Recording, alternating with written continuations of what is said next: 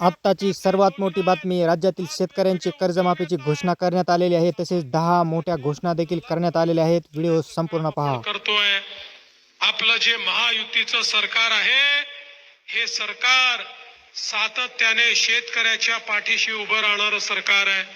या सरकारने 1 रुपयात पीक विम्याची योजना आणली. शेतकऱ्यांनी 1 रुपया भरला. शेतकऱ्यांना 8,000 कोटी रुपये आम्ही त्यांच्या खात्यामध्ये दिले. माननीय मोदी साहेबांनी किसान सन्मान योजना आणली, 6,000 रुपये दिले. आम्ही सांगितलं नमो किसान सन्मान योजना आमची आहे, 6,000 आम्ही टाकले. शेतकऱ्यांना 12,000 रुपये त्यांच्या खात्यामध्ये देण्याचा निर्णय आपण केला. आणि आता चिंता करू नका, पुन्हा तुम्ही सरकार आणलं की 12,000 रुपये नाही, 15,000 रुपये शेतकऱ्यांच्या खात्यामध्ये देण्याचा निर्णय आपण केलाय. आज आपण पाहू शकतो, धानाच्या संदर्भात पहिल्या वर्षी 15,000चा बोनस दिला, मागच्या वर्षी 20,000चा बोनस दिला. आता या वर्षी 25,000चा बोनस हा धानाला आपलं सरकार देणार आहे. कापूस आणि सोयाबीनच्या संदर्भात मागच्या काळामध्ये ज्यावेळेस भाव पडले, आपण सांगितलं हेक्टरी 5,000 रुपये अनुदान आम्ही देऊ. हे अनुदान शेतकऱ्याच्या खात्यामध्ये आपण जमा केलं. आणि आता पुढच्या काळामध्ये खऱ्या अर्थानं आपण योजनाच आणली आहे की जर MSP पेक्षा, हमी भावापेक्षा मार्केटचा भाव कमी झाला आणि शेतकऱ्याचं नुकसान झालं, तर हमी भावापेक्षा जेवढा कमी भाव आहे त्यातला मधला जो फरक आहे, तो फरक भावांतर योजनेच्या अंतर्गत आपलं सरकार थेट शेतकऱ्याच्या खात्यामध्ये जमा करेल. अशा प्रकारचा निर्णय आपण घेतला.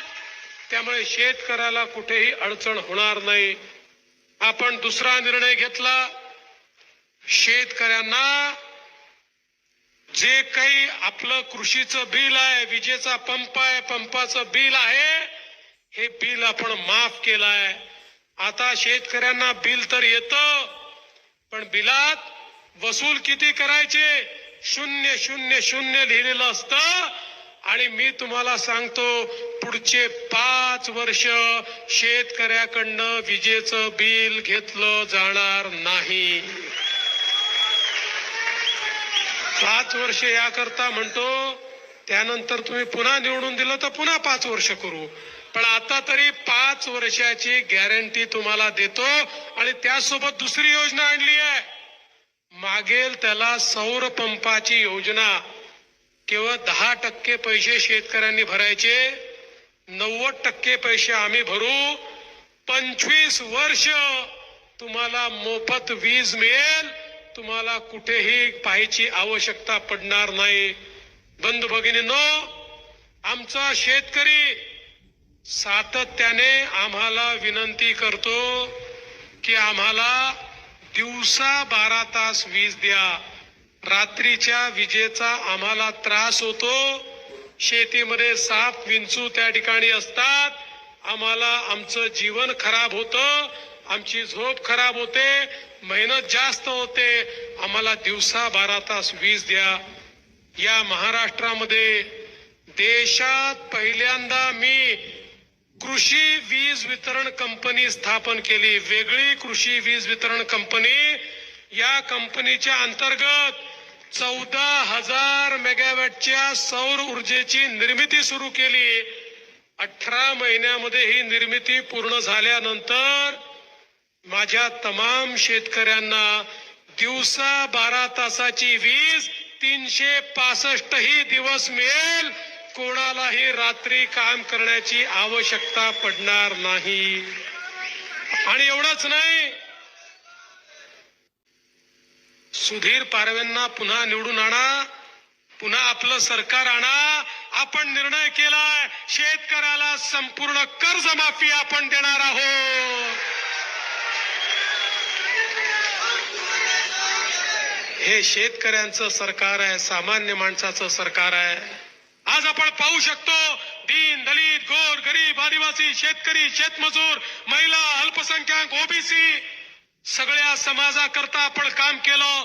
ओबीसीचे 54 हॉस्टेल आपण सुरू केले आणि त्यासोबत स्वयंसारखी योजना सुरू केली. ओबीसी असतील भटके विमुक्त असतील आमच्या सगळ्या मुलांना हॉस्टेलमध्ये जागा मिळाली नाही तर 40,000 ते 60,000 एवढा निर्वाह भत्ता आपण त्यांना देतो आणि त्यांची शिक्षणाची सोय आपण केली.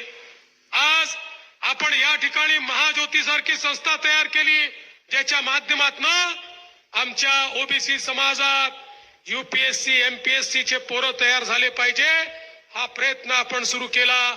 आमच्या आदिवासी समाजाकरता आमच्या धनगर समाजाकरता आमच्या वेगवेगळ्या समाजांकरता त्या ठिकाणी चांगल्या दर्जेदार शिक्षणाकरता खासगी कॉलेजमध्ये 50,000 60,000 रुपये भरून मुलांच्या शिक्षणाची व्यवस्था आपण त्या ठिकाणी केली.